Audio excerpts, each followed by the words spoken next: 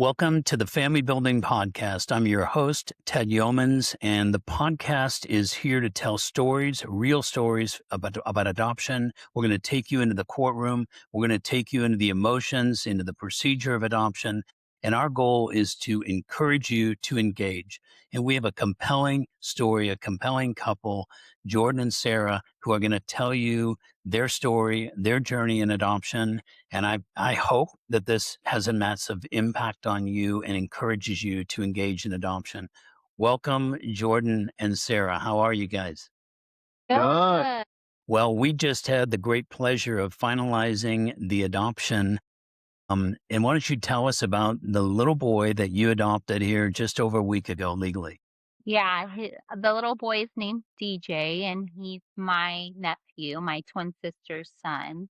And he had came into our homes in 2017, June of 2017, and we just fell in love with him and became a family and united with him. And we have our souls are tied with him, and we just love him so much, and we're so excited that we finalized his adoption. It's been a long process, but it's been totally worth every moment of the hard and the good and the successful. We're going to talk about that process and explain not all adoptions take as long as yours did, but there was reasons behind that. So I'll never forget this case. I'll never forget you two because you got some sudden news, very alarming news about your sister, and it caused you to immediately react. Jordan, could you tell us about that moment and give us a snapshot of what was going through your mind at that moment and the news Well, that you heard? absolutely.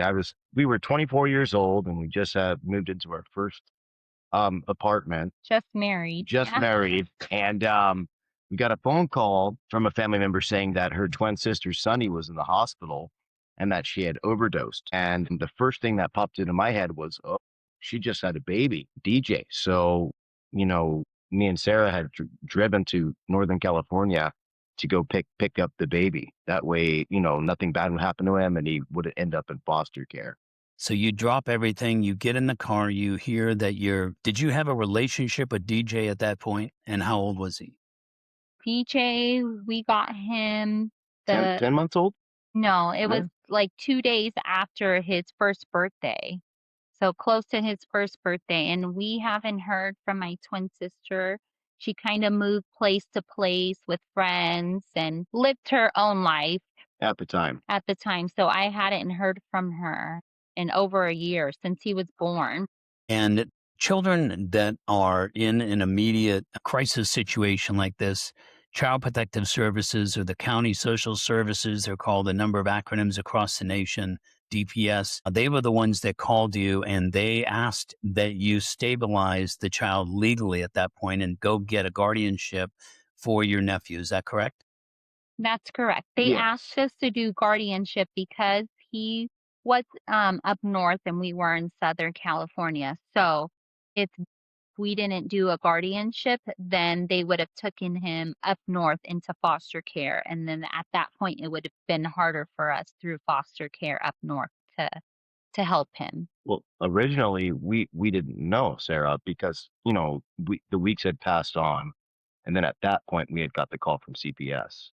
We originally didn't know we were gonna end up, you know, Oh, well, we didn't during CPS investigation, we didn't know that he was gonna stay in our home. right. We thought they were gonna do the investigation and maybe that they would find her to be a fit mother, but in the sad case for her, it wasn't that way, and then so a few weeks later is when we got the phone call from a social worker saying that it wasn't a fit place for a child, so that they were gonna need us to either step up or they were gonna, Take him. take him up north. So we initiated family building. That's when we first met you, and we filed a petition to have you appointed the legal guardians. You weren't at that point in your journey going to, or even maybe intending to adopt because you didn't know. And sometimes in these cases, we don't know what the birth parent is going to choose to do. So we went into court, received a guardianship And that investigation was done, and DJ began to thrive in your home. Can you describe just briefly the condition that DJ was in when you first took custody? Yeah, he had no clothes, no Yeah. diapers, No, um, he came with a half a can of formula. formula, so it was kinda like we became insta-parents overnight when we got the phone call because he had, Right. no sources of clothing, just a few like I said, a few diapers, And the a half diapers a were too small. yeah, a half a can of formula, the bare minimum. Yeah. So we initiated the guardianship proceedings, and ultimately that became contested. And as I recall the story now, going back 6 years or so, ultimately your sister filed a petition to terminate that guardianship and was going to contest it and requesting that DJ be placed back in her custody. So we went through Right. some process with that. Right. And under our state's law, after a certain period of time passes and the child, of course, is bonding with you, developing with you, that period of time had passed. And so we decided at that point that it would be detrimental to remove DJ from your custody, as unfortunate as that was. And we filed a petition for adoption. Now, that Absolutely. was a big step for you guys. He had been with us for 5 years when she filed the petition. So I mean, at that point, we have already spent a lot of time with DJ. I mean, we parented him, we loved him, so we didn't want him to go back. We didn't think it would be best for him. And when I say like a big step for you, that was you're committing now the difference between legal guardianship and adoption. You're saying we want to be recognized as his legal parents. Yes. And that was a big emotional step. And of course, there were some unknowns as to whether the court would enter an order to free DJ from his parents' parental rights and ultimately grant your adoption. So that was a bit of a trying time. There was an investigation. Do you remember those days when we were investigating and preparing for that case? Yes, Yes. hard days, emotional days, scary days being in California, and then California really is for reuniting with birth parents, so it was very scary for us, even though we loved Sunny and we didn't wanna hurt her, but we wanted to do what was best for him ultimately and put him first. I shared this with you. I'm an identical twin myself, and very close to my identical twin. Our lives have tracked very similar, and it's very intense when you get intra-family cases because there's a whole life of history between you and your sister, and it made it particularly challenging, I think, in this case, because you've got family showing up and family has to take sides. I remember talking to you guys about your hearts and what the ultimate story for DJ was going to be. I remember just tell us about where your hearts were. You were, it was a stressful time, but how was your heart? Let's ask you, Sarah, towards your twin sister at that time as we began to get close to that time of litigation and court proceedings. I my heart was really hurting for her. And I felt, like, really sad because I gave a birth to a child during the time of having DJ, and I could feel her pain, but also, like I said, we were doing it more for DJ, and we were thinking of the big picture, generational curses, his children to come, what's gonna happen in the future to set us up for success, our children, and him as well, so that we can continue to break those generational curses. And I felt really bad for her, and I had a really heavy heart because I just wanted to tell her, "Yes, you can have him. I'll take care of him as long as you want me to. I won't officialize it." But it wasn't the right thing for him. It would be only selfish for me and her to do that to him. Right. That's a difficult decision that adoptive parents have to make. In this case, you have to begin to prioritize DJ's future over your own biological sister's future. And we see that in intra-family cases. It's very difficult. But you just kind of draw that line in the sand and say, I'm going to stand in the gap for this child because he can't really defend himself. He can't really protect himself. He needs advocates like us. And so As we moved towards that trial, there was an attorney appointed for DJ. Your sister, the biological mother, had a free appointed attorney by the state, which is pretty typical. And of course, you had engaged our law firm, Family Building. And so we get to court and we talked a lot about the heart. Do you guys remember that? Yeah. Yes. And what it's like to love, not that she was your enemy, but to even love our enemies. And I remember being so impressed and just this heaviness that I saw you two carry into the courtroom. It was palpable. I mean, she could see it. Her attorney could see it, that this is not something you really wanted to do. It's something that you had to do. Can you take Yes. us back to that moment? We were there at the trial court in Southern California that day. What was that like for you? Jordan, you want Yeah. to start off? Yeah. I mean, it was hard because, Sunny, obviously she's family, but we know that, Sarah's twin sister has a lot of issues, I don't know if it's drugs or mental issues, right? So, even though I knew Sunny was hurting, we knew she was hurting. We knew DJ was just suitable with us. I mean, we had him in all the therapies and all the things that he needed, right? I mean, DJ is autistic. So, during our journey, we've had to get my son, DJ, a lot of help, right? And I don't think Sonny understood the severity of, taking care of DJ. So I knew she had a heavy heart, but also from a loving standpoint, we were doing this out of love for her and for DJ. Sarah, I remember talking with both of you about what we call in adoption a post adoption contact agreement, where you really engage your sister and say, listen, we're going to honor you. We're going to respect you. We're not going to ever say anything negative to DJ. He doesn't need to know anything negative about you. You're going to be part of his life. We're going to update you. We're going to get together. We're just going to move it at the pace that DJ can handle it. Do you remember us presenting that offer? We had actually presented it prior to trial, but we were there at that trial that day and presenting that to to your sister.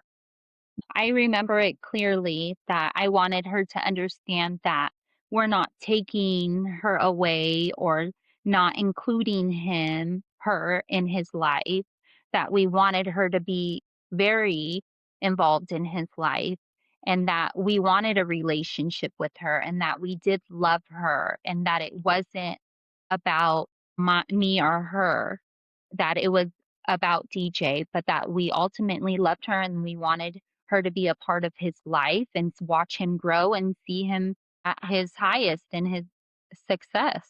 There's a principle that we've seen when we don't have to rely on man's court or this world's court, some judge that really doesn't know any of you, doesn't know the history, and now we're giving this incredible responsibility and burden to a judge to try and figure out and ask that judge whether he would terminate your sister's rights. We basically took that away from the judge, and we, in so many words, says we're going to resolve this, judge. You don't have to resolve this. We're going to resolve this. Do you remember the shift that happened that day? And what I call a higher justice, where there was forgiveness, there was a real sense of her giving up, humbling herself, and really making her decision based upon DJ's interest. Do you remember that unfolding?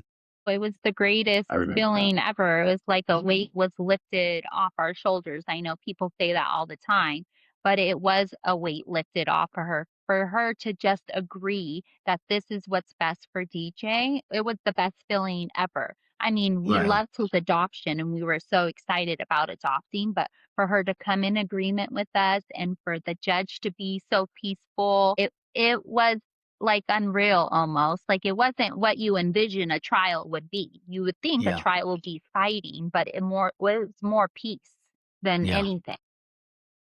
Well, I have to compliment you too. It's always a privilege as a lawyer to represent people that have good hearts, that can stay in a place of forgiveness and softness and understanding that your sister's dealing with. Just like a lot of birth parents, the reason why adoption happens is because there's brokenness in their life. No one just decides to give up a child without due cause or a basis for it. And so you really embrace that, both of you so well, your extended family.